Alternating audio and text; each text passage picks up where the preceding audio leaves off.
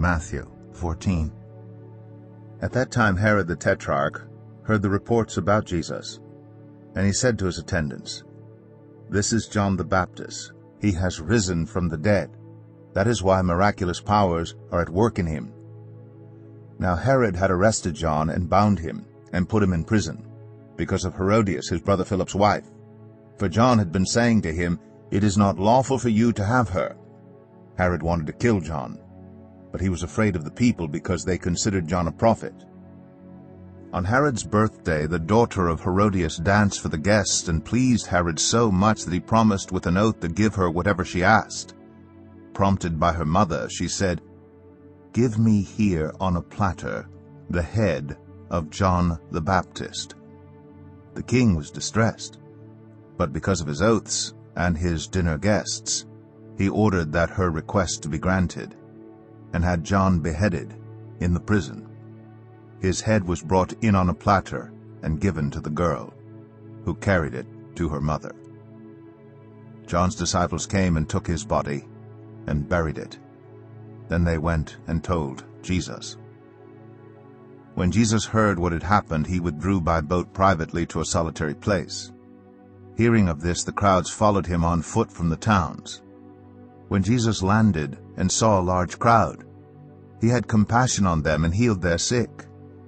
As evening approached, the disciples came to him and said, "This is a remote place, and it's already getting late. Send the crowds away so they can go to the villages and buy themselves some food."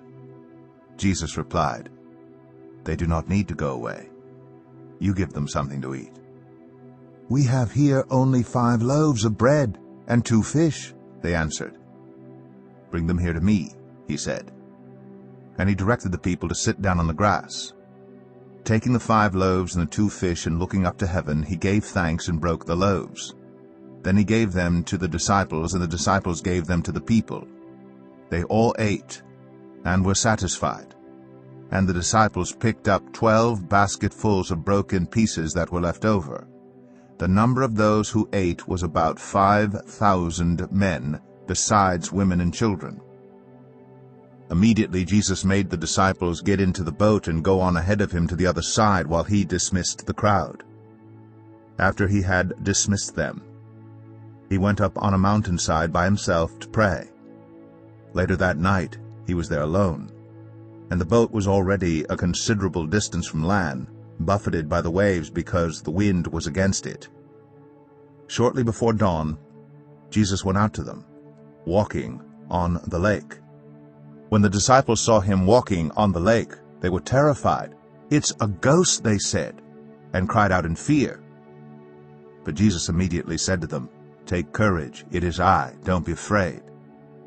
"Lord, if it's you," Peter replied, "tell me to come to you on the water." "Come," he said. Then Peter got down out of the boat, walked on the water, and came toward Jesus.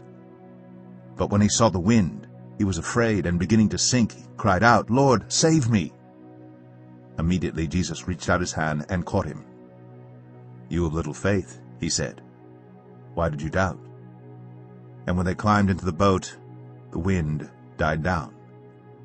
Then those who were in the boat worshipped him, saying, "Truly, you are the Son of God." When they had crossed over, they landed at Gennesaret. And when the men of that place recognized Jesus, they sent word to all the surrounding country. People brought all their sick to him, and begged him to let the sick just touch the edge of his cloak. And all who touched it were healed.